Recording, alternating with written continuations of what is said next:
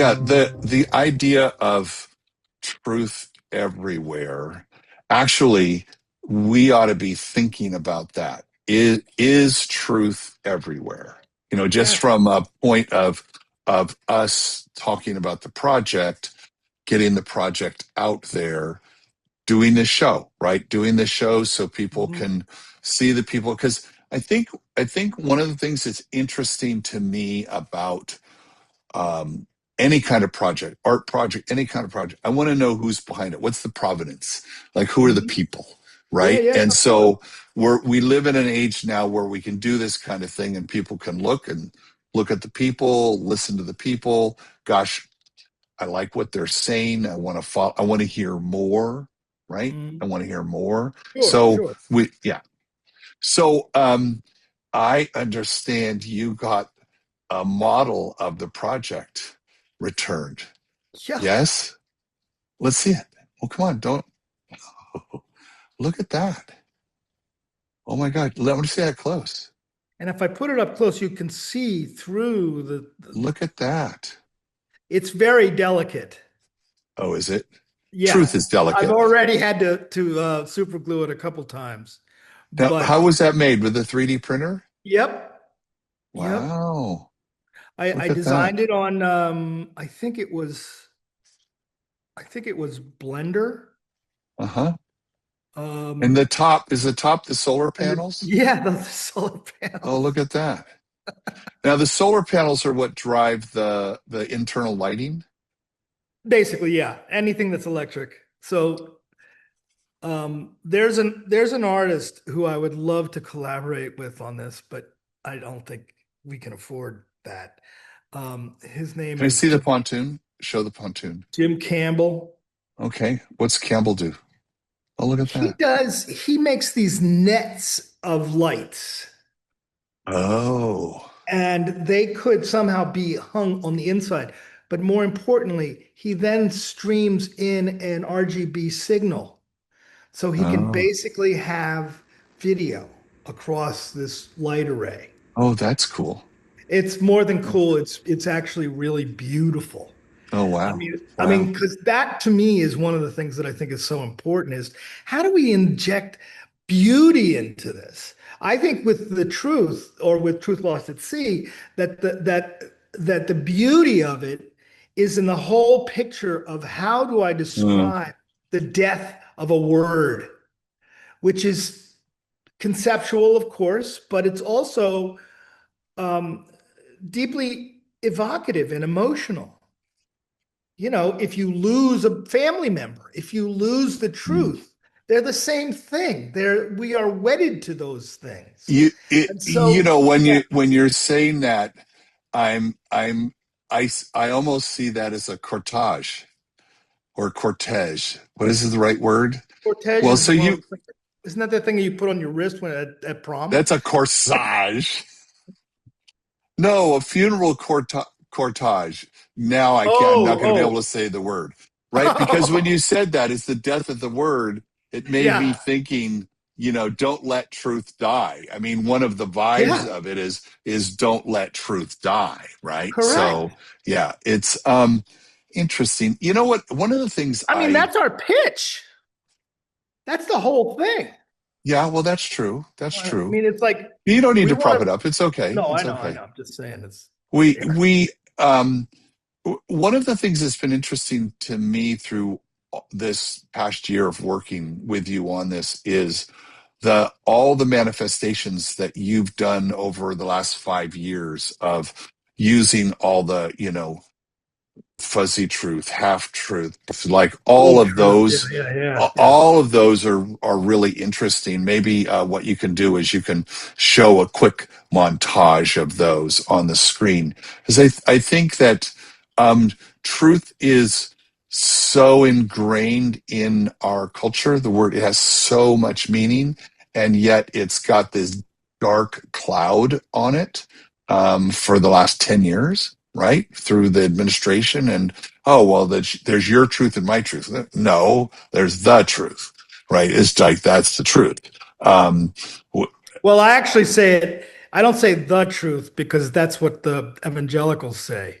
Oh, So I okay. just say truth. That's just why it's not the Oh, truth project, it's truth project because it's about oh, the word and not about belief, you know. okay. Yeah, no, no, And no, I and get and that. and the last episode when I ended saying about quantum, um, which I'm not sure if we actually published, but Let's do that.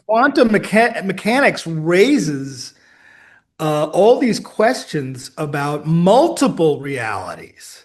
So a justification has been planted by theoretical physics into questioning what we know and what we know as being foundationally important, like truth. If and I'm trying to just like whittle it down. So it's between the aberrant behavior of leadership to be able to lie to your face. So then it's as transparent as lies versus the truth. And those two things to me stand out as civilization's kind of shining light. Mm, It's that if you are going to live a life of lies, then it's almost the same as having multiple realities, or in the case of quantum, they call it multiple interpretations. right. So I mean, it's a theory, Do you know that but Google's quantum computer is here in Santa Barbara? no, I didn't know Did you that. know that? Yeah, so the quantum, it's right now, it's still the quantum computer. Well, I think there's one Uh, at Penn too. is there? Okay, it very well could be. I Yeah, don't know. don't I forget, just know, Penn has the first computer, yes. So ENIAC. we're super proud of that because the chip's only that big. Oh And wow. what happens is, and I was just at a tour out at the Oasis Research Center out at UCSB, and it looks like a chandelier, kind of this Yeah, coming yeah, down. yeah. And you know what that is? That's refrigeration. So at the top, it's room temperature. And as air passes down through it, it gets to, you know, there's not enough negative numbers in how cold it is by the time Mm, it gets to the chip to be able to mm, activate it to do, because it to activate it to do what it does. And mm, because there we're making the chips here at mm. UCSB and well, Oh, that's adjacent, cool. right? Because Uh-huh. the quantum research center at UCSB's got a couple of Nobels there. Oh, The Google said, "Oh, the smart kids are here," and so all those people just go across the street basically to work. And so getting to that's such a hard thing to understand.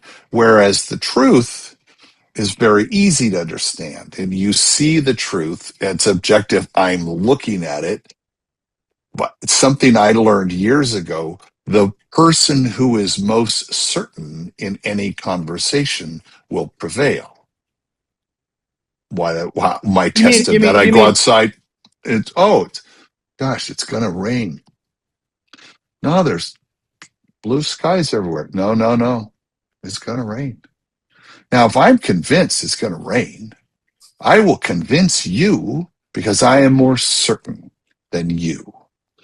but And it's I'm looking, performative. But that's performative. I mean, because listen, no, this is important because I think that the truth and I'm thinking of it, let's say a scientific truth, okay? yes, yes, Uh, like 100%. like like um like Neil Isaac Newton, deGrasse Tyson's definition of or truth. yes, yes, Yes, it is something that is based on analysis, hypothesis, and proof. And correct. if the proof through experimentation answers that hypothesis, then there's no dispute about Correct. it. So even if the person is confident that they are right, how do you discern the bluster or the ability to perform? Actors, that's what they do. Actors convince you that they are another person Correct. in another reality. It's a wonderful human thing. So our Okay. ability to do that. Yeah. So Yes, our yes, ability yes. to do that. I don't know too many other creatures that do it. I know that they do. They do it in different ways, like chameleons I was would just thinking that exactly. Yeah. yeah, so chameleon will take on its or I think even cooler is octopus or cuttlefish because they can Yes, totally please. uh you don't see the octopus for the rock. No, it's an octopus, but it looks like a rock. Yes. And so it's Wow. a huge economic driver for the military to basically do a real predator outfit, so the predator can disappear into its background. And I know the guy who does that research and has basically determined that the skin of these creatures have things called opsins, which are optical nerves basically that are in their skin. So their skin kind of sees its Mm. surround and can mutate to be able to Oh, imitate that. oh, So can we so make the outside of truth made out of opsins? oh please, please. You don't I have Don't get you drawn started. costumes that I would love to have that on. I mean, just think if you had small enough pixel arrays in fabric, you could absolutely disappear. I'm thinking about how truth appears. I mean, the whole purpose, one of the purposes, not the whole purpose, but one of the purpose is when this sculptor is sitting, or Hudson River, you can't ignore it. But one of the things about it that I love is that it can't be ignored. The truth can't be ignored. We can't hide the truth. We can't use all the metaphor, simile, analogy you want. You can't hide it because it's right there in front of God and everybody. And I think as an artist, wasn't that one of the things you were thinking was how could I make this is unignorable a word? But No, you know what I no. mean. Yes, but that is part of my toolkit Hmm. because I've always seen scale and juxtaposition, Right, placement as critical to basically saying, let's use a non-conventional, for lack of another word, venue that is uninterrupted, which is the water. right, There are right, right. boats, but there's not big words. And part of that is the humor. And I I love think big the words and humor I is cannot lie. that's it. I love big words and I cannot Yeah. lie. So that's I love that part about it though, is I don't think people know how powerful that's going to be when they see it. I mean, we have, thankfully computer renditions of what they're pre-visualizations of it to kind of understand the scale and get a sense of it. And you've been doing that for years now with, with the tools we have readily available in AI, you're able to do it, quickly and mock things Yes. up and say, what would it look like here? And what's the view from this vantage point going to be? And I love if would people would go to the website, we put the website up on the screen, to the journey page, and they can see what it's going to look like along, at least what you've envisioned it's going to look like, going on that journey. One of the things that is really interesting to me is that there's the daytime view. I want some shots with the sun rising behind it. I want to make sure the photographer, I want to see sunlight coming through it at sunrise in any one of the harbors, any one of the waterways. And so there's something powerful there. There's also the sunset shot, the same venue, the sunset shot as we see the sunset, but also you've designed this whole concept of how it's lit. Um, and so we saw the solar panels on the top. So I For think the that truth it at is lit. night, Yep. Yep. Yeah, that it is lit. Yeah, it's like, Yeah. how, what are they going to do with this? You know, it's like, Right, right. right, because we spotlights. I like the fact that it's lit from within a lot. You know, I think there's again, this thing is just over brimming with analogy and metaphor and simile and things to write about. Right, truth coming out, the truth coming to light, Yep. all of that. Right. I mean, it's all, I guess, my Quaker background. Oh, Because that's a different truth. no, they believe that if you go into the Quaker meeting, if you speak, you're speaking because the light has touched you, Oh, okay, meaning okay, that cool. you have something to say because, like, either the light of inspiration, you could say Hmm. it's the light of God. I don't know if Sure. I agree with that, but that is what is motivating Yeah. you to get up and say something in front of people out of silence. Yeah. Yeah. Um, Yeah. I so I love mean, that. I love that, and I think all of that is essential to the final thing. The sculpture itself lit. So part of that is a performative aspect, and there's a tradition for that. Well, Okay. and it's also let's not forget that you're absolutely making a statement. You're also at the core of all this, you are an artist. Mhm. So how the thing looks and how it, how it makes people feel, I think as artists, one of the things my art is now these days, it's with food and with words. Mhm. I absolutely think about how someone's going to feel when I feed them, especially when I'm feeding sick people, which I love to do. I'm deeply aware of that as a chef. I'm an artist for sure. I've always Yeah, identified yeah. that way. Oh, I Um, agree. and then with the words, it's the same thing, whether I'm speaking, like I'm speaking to the graduating class in the computer academy next week at the high school. Oh, great. Tough times right now. The first question is, what do I want them to feel when they leave? How do I want them to feel? And I think in a lot of sense, uh, you absolutely have done that. Right. And so just talk a little bit about, I'm curious, the first time you had this idea. It's a little bit of the origin story, but more along the line. I want to finish up by saying, like, how did you want people to feel at the beginning? There's been a period of time, and that's changed a bit. But in the beginning, what was it? In the beginning, it was frustration and a word that I've been scolded for in the past, but a kind of elegiac feeling, which is, Explain what that is for people yeah, who. it's that's why I get in trouble, is that well, I'm a lover of words, sorry, Yeah. but elegiac means uh, sort of wistful memorializing.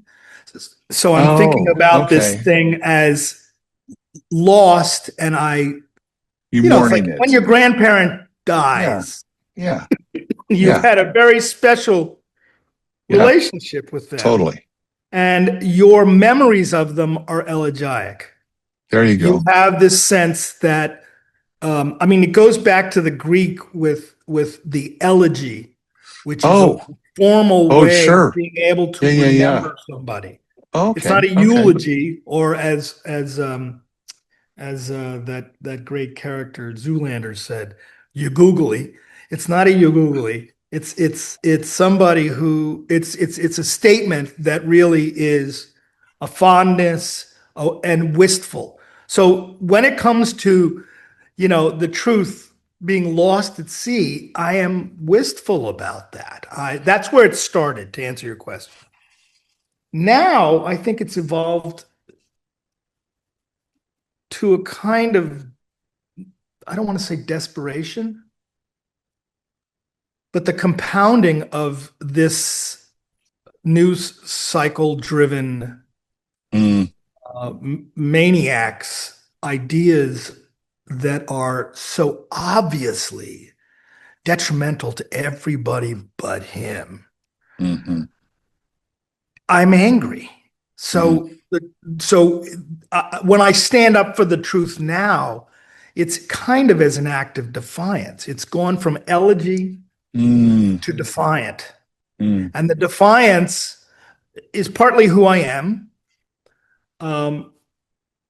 partly my sense of counterculture and looking outside the lines and seeing things in a different way, seeing things from a different cultural perspective.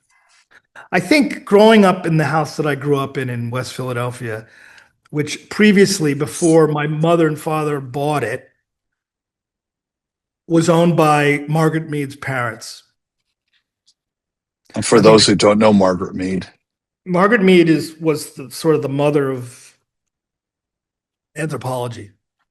oh, She did a major study of women in New Guinea. She came to our house, of course, when I was a kid. was her house. Well, it was her parents' house, but yeah. But she came to our house, and I mean, she was a major figure in the world history. And my mother asked me, did I want to meet a famous anthropologist? And I said, no, I want to go out and play baseball. I was a kid, but That sounds like a perfect way to. but I do think if you go into my mother's house now, it is a museum of culture from all over the world. She has been everywhere. We used to tease her that she'd been to Stanistan, which it doesn't exist, but it's every place that it has a Stan at the end of it. And as a result, she's gotten cultural artifacts, masks. I'll show you some. I will put up images of masks, but she has basically inspired my mask collection as I've been around the world and I've bought masks or acquired them. And I think that kind of ethnographic representation in a clearly Western house, urban Western house, sort of sets the tone for how you're going to perceive the rest of the world. Right. And I think And that's really important. that was the That's a air you truth. breathed. That's what you grew up Yeah. in. And this is what we're seeing all these years later. John, thank you. I love these conversations. I look forward to our next one. Me too.